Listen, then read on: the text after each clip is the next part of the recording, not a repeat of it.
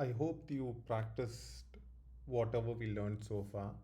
We'll now look at HTML formatting elements. Now, let's say when you look at this one, the sample.html, well, I wouldn't say that this really looks nice. I mean, there's a lot of work needs to be done to make it look nice. First of all, I'll just fix the rubber Tony's image.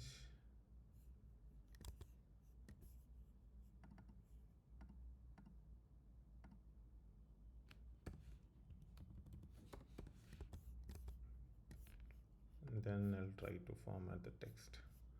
Okay, let's say I want to format this a 3-box office. So what I would do is I want to bold this. I want to make this appear bold.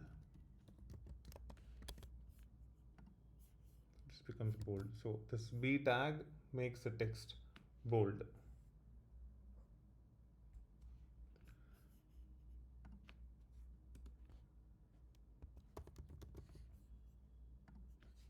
Let's see how the strong is different from the bold tag.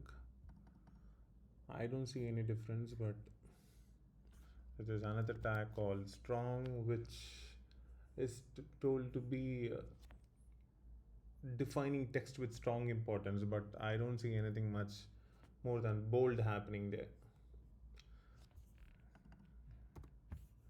Let's do italic. So the text change to italic style.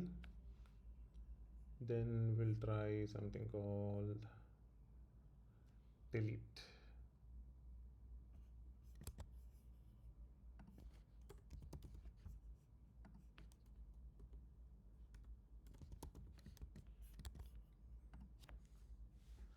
Now, you might have noticed in some websites that when something is deleted, I mean, it is pretty much crossed like this. So this is how it is done. And there's this tag called mark. Mark is to highlight a text. So it is a simple highlight. Now let's try, okay, stop.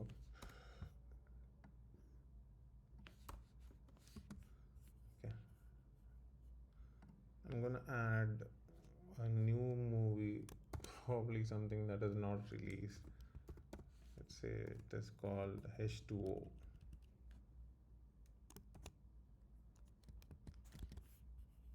But how would you define H2O?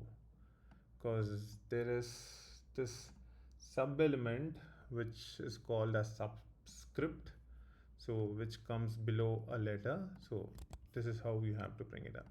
You have the letter that has to appear as subscript, meaning a bit lower than the text, has to come closer to the text itself. So that's how it is done. And there's something called a superscript. Now superscript is nothing but you want to do a square. So 5 square can be shown like this, which actually comes above the text, not below the text. It comes above the text. That's the difference, subscript and the superscript. So these are all the formatting elements.